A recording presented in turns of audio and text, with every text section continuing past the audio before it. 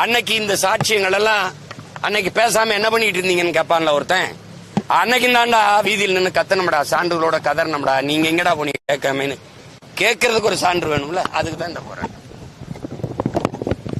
அதுக்கு தான் இந்த போராட்டம். அன்னைக்கு சட்டசபையில் அம்மையார் ஜெயலலிதா அவர்கள் முதலமைச்சராக இருக்கும்போது இலங்கையில் நடந்தது இனப்படுகொலை தான், ராஜபக்சே கோத்தபாயெல்லாம் போர் குற்றவாளி, அவர்களை பன்னாட்டு நீதிமன்றத்தில் நிறுத்தி விசாரிக்க வேண்டும் என்று பதிவு செய்தது எங்களுக்கு வருங்காலத்தில் ஒரு ஆவணம்.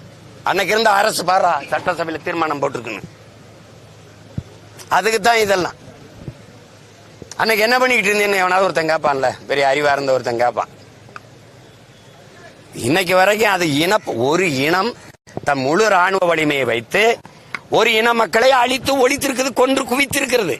இதுக்கு என்ன சான்று வேண்டி கிடக்குது? அது இனப்படுகொலை. சிங்களர்கள் கொண்டிருக்கிறது தமிழர்களை, செத்தவன் முழுக்க தமிழன், கொன்றவன் முழுக்க சிங்களன். அதனால இனப்படுகொலை. இதுக்கு என்ன சான்று வேண்டி கிடக்குது?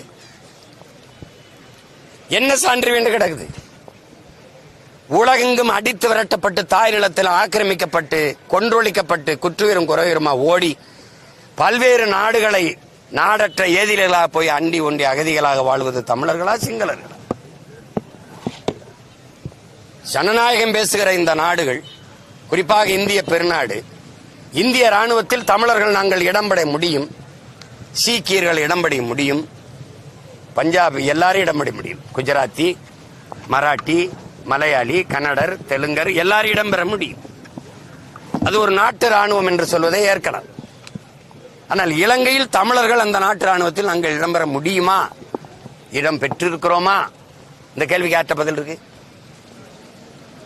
ஒரு நாட்டு ராணுவத்தில் ஒரு இன மக்கள் இடமே பெற முடியாது என்ற நிலை இருக்குமானால் அந்த நாட்டு ராணுவம் இந்த இன மக்களை எப்படி பாதுகாக்கும்?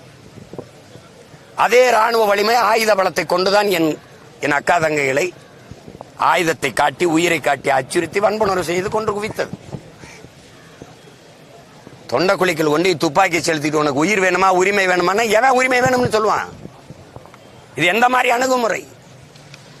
விழுக்காட்டு அடிப்படையில் 60 விழுக்காடு சிங்களர்கள், 40 விழுக்காடு அந்த ராணுவத்தில் தமிழர்கள் இடம்பெற முடியும் என்கிற நிலை இருந்தால் விடுதலை புலிகள் என்கிற ஒரு ராணுவ கட்டமைப்பு உருவாகி இருக்க வேண்டிய அவசியம் ஏன் வருது?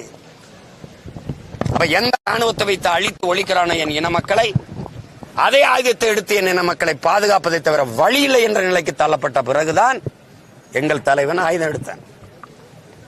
எங்கள் தலைவன் ஆயுதம் எடுத்தது பயங்கரவாதம் என்றால் அந்த ஆயுதத்தை பிரசவி